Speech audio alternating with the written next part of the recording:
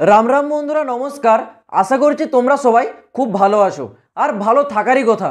তোমরা জানো BSF constable tradesman vacancy 2023-এর ফাইনাল রেজাল্ট জারি হয়েছে। এবার তোমাদের 2024 সালে বিএসএফ ট্রেডসম্যানের যে নতুন ভ্যাকেন্সি আসবে সেই ভ্যাকেন্সির অপেক্ষায় আছো। দেখো, বিএসএফ ট্রেডসম্যান ভ্যাকেন্সি 2024 তো ডেফিনেটলি আসবে, কারণ এসএসসি জিডিতে যতবার ভ্যাকেন্সি জারি হয়েছে ততবারই বিএসএফ ট্রেডসম্যানের ভ্যাকেন্সি কিন্তু আসছে। তো এইবার 2024 সালেও তোমাদের এসএসসি জিডি ভ্যাকেন্সি জারি হয়েছে এবং 2024 সালেও বিএসএফ ট্রেডসম্যানের ভ্যাকেন্সি তোমরা 100% পাচ্ছ। কত সংখ্যায় পাচ্ছ? 1500 প্লাস।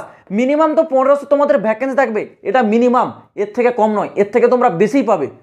কিন্তু এই ভ্যাকেন্সি তোমাদের এমন একটা ভ্যাকেন্সি যেটা তোমাদের ট্রেডসম্যানের ভ্যাকেন্সি হওয়ার পরেও কিছু কিছু পোস্ট আছে যেগুলোতে ট্রেড টেস্ট করানো হয় না, এবং কিছু পোস্ট আছে যেগুলোতে ট্রেড টেস্ট হয়। এগুলো তোমরা অনেকে জানো না, কি করো, ভুলভাল পোস্টে অ্যাপ্লাই করে দাও। সেই ক্ষেত্রে তোমাদের কি হয়, সিলেকশনের সময় গিয়ে তোমাদের প্রবলেম হয় এবং অনেক ক্যান্ডিডেট রিজেক্ট হয়। তো তোমরা যদি আজকে একটু ধৈর্য সহকারে এই ভিডিওটা দেখো, আশা করছি বিএসএফ ট্রেডসম্যানের উপর তোমাদের কোনো রকম ডাউট থাকবে না। তো তোমরা দেখে নাও প্রথম পোস্ট। বিএসএফ ট্রেডসম্যানে তোমাদের কী কী পোস্ট থাকছে তোমাদের এখানে কোবলার, টেলর, সুইপার, বারবার, washerman, cook, water career, waiter. এতগুলো তোমাদের 8টা পোস্ট, টোটাল 8টা পোস্ট কিন্তু তোমাদের থাকবে। এবার দেখো, প্রতিটা পোস্টের ক্ষেত্রে যে বয়স অর্থাৎ এজ লিমিট কিন্তু সেম থাকবে, মিনিমাম 18 ম্যাক্সিমাম 25। প্রতিটা পোস্টের জন্য কিন্তু same age limit, minimum 18 maximum 25। আর যারা এসটি এসসি আছো তোমরা এখানে 5 বছরের ছাড় পাবে, আর যারা ওবিসি আছো তোমরা এখানে 3 বছরের কিন্তু বয়সের ছাড় পেয়ে যাবে। এবার তোমাদের বলে রাখি, দেখো এখানে তোমাদের কোয়ালিফিকেশনটা কীরকমভাবে থাকে।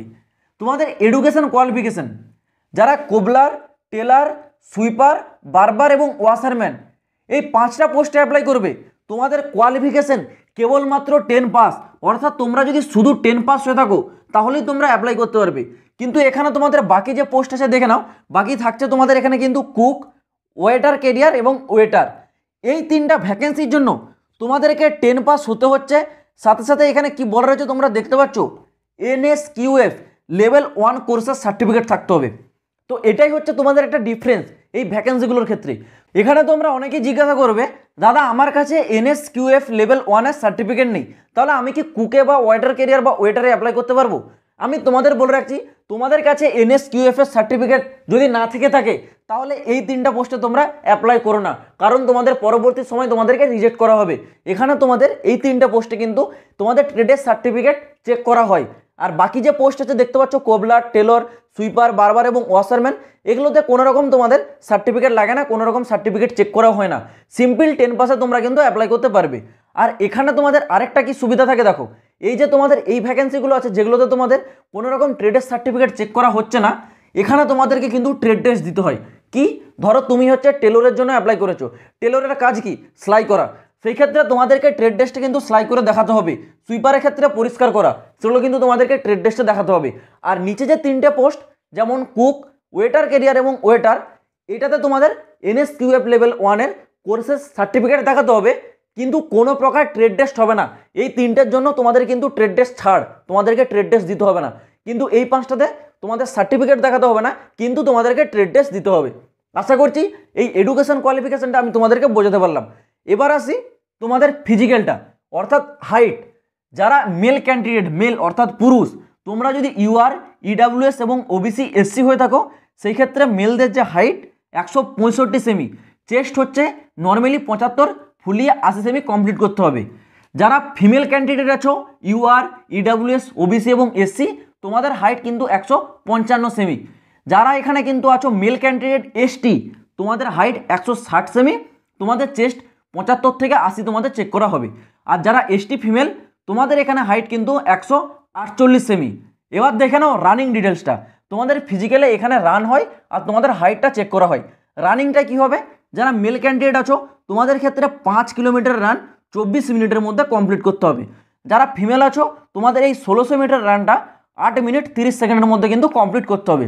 সিলেকশন প্রসেসে প্রথমে হয় কিন্তু তোমাদের রিটার্ন এক্সাম, আর এই বছর 2023 সালে প্রথমে কিন্তু ফিজিক্যালটা করানো হয়েছিল।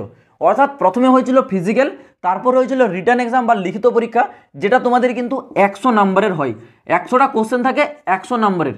এবার তারপর হয় তোমাদের ট্রেড টেস্ট, আর এই ট্রেড টেস্টটা সবার হয় না। প্রথমে আমি বললাম এই ট্রেড টেস্টটা কেবল যারা এই 5টা পোস্টের ক্ষেত্রে অ্যাপ্লাই করবে তোমাদের হবে, আর যারা এই 3টার ক্ষেত্রে অ্যাপ্লাই করবে তোমাদের ট্রেড টেস্ট হয় না। তারপর হয় মেডিকেল এক্সাম, দেন তোমাদের মেরিট লিস্ট জারি করা হয়। আশা করছি আমি তোমাদেরকে পুরো বিষয়টা বোঝাতে পারলাম।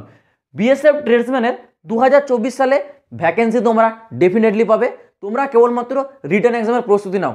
যারা রিটার্ন এক্সামের সিলেবাসের ওপর একটা ভিডিও চাও তোমরা কমেন্ট সেকশনে কমেন্ট করে জানাবে। খুব শীঘ্রই বিএসএফ কনস্টেবল ট্রেডসম্যান ভ্যাকেন্সি 2024-এর রিটার্ন এক্সামের সিলেবাসের ওপর আমি একটা ভিডিও নিয়ে আসবো। তো আজ বন্ধুরা ভিডিওটা এই পর্যন্ত। দেখা হচ্ছে আবার পরের ভিডিওতে নতুন কোনো আপডেটের সাথে। জয় হিন্দ, বন্দে মাতরম।